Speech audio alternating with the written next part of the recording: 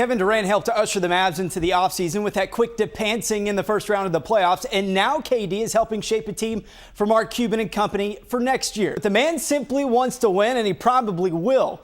Another NBA title soon to be headed back to the Bay Area. The rich get richer, and the Mavericks will gladly pick up the scraps because who needs Plan A anyways?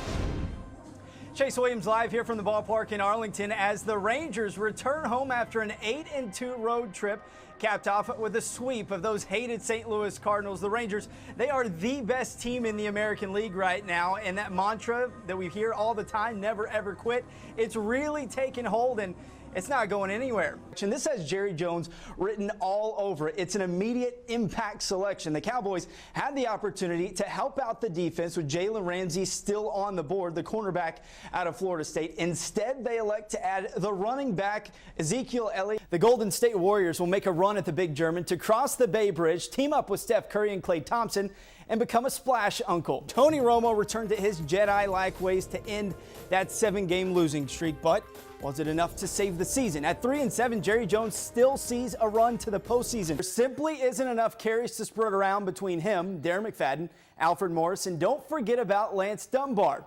Keeping all these guys doesn't really make a lot of sense, but after all, Mike, we are talking about the Dallas Cowboys. Pulled off the largest postseason upset in the past 20 years to even their series with the Thunder at 1 game each. As exciting as that was, potential bad news met the team here today. After all, they did win home ice on the last day of the regular season.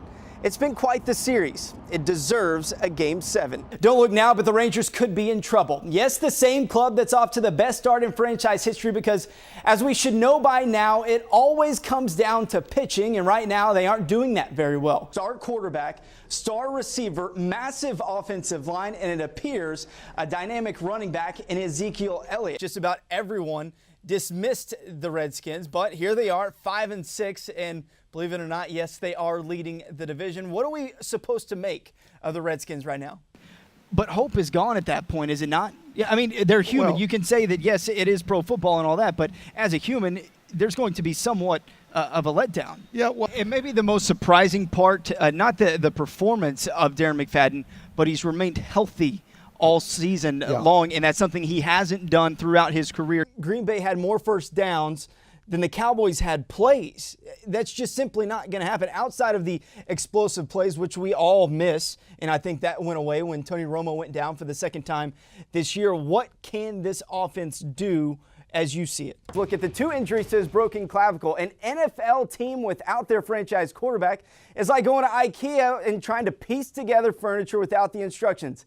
It's not going to go well. Reality says he's not going to be there for a full 16 games, so the Cowboys in some form or fashion have to address that backup quarterback position because they were 1-11 without Tony Romo. Tony Romo's health. Is there such a thing as a bionic robot clavicle? These things need to be researched because, as we've learned, Tony Romo's health means absolutely everything to the Dallas Cowboys. Back last week against the Dolphins, they win the ball game.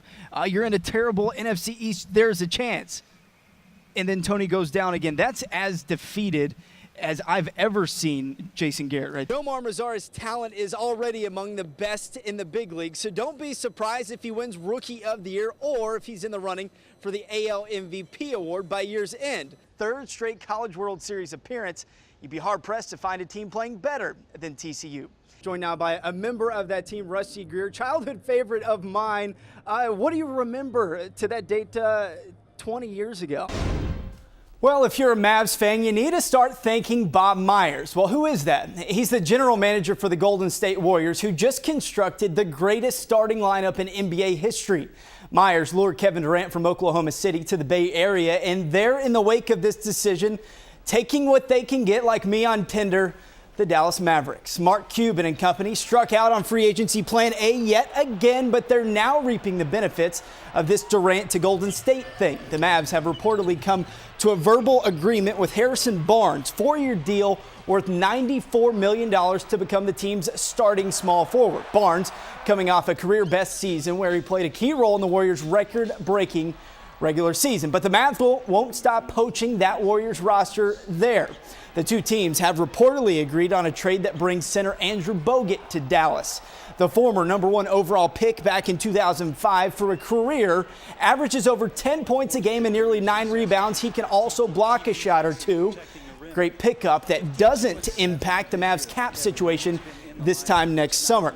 So when all this becomes official, hopefully July 7th, this is what you can expect for a Mavs starting lineup. Darren Williams as your point guard, Wes Matthews at the 2, Harrison Barnes, Dirk, and Andrew Bogut in the front court. Sprinkle in a little coaching genius from Rick Carlisle, and we're back to what we expect from the Mavs, a first-round playoff exit. Meanwhile, send well wishes to Yu Darvish as he's set to make a 3-inning rehab start tonight for AA Frisco. The Rangers are in desperate need for Darvish to heal up because their rotation or pitching staff as a whole right now are about as bad as the Mavericks' approach to free agency.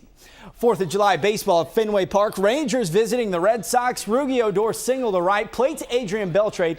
And America truly is equal opportunity because even guys like Prince Fielder are given the opportunity to look like that. He does score, though. Rangers up 4-0. Nick Martinez can't take advantage of the early run support. Brock Holt's 2-run shot in the 5th gives Boston the lead. Rangers pitchers give up 12 runs on 21 hits. Texas loses its 3rd straight, 12-5 the final. And we couldn't keep him. And if that doesn't make you throw up, this will. Joey Jaws Chestnut shoved 70 hot dogs down his throat in 10 minutes to reclaim his rightful spot as the champion of the 4th of July hot dog eating contest on Coney Island. Chestnut's 70 dogs were the most ever eaten at a competition. Good for him. FC Dallas and Orlando City and Frisco tonight. 11th minute off the corner kick.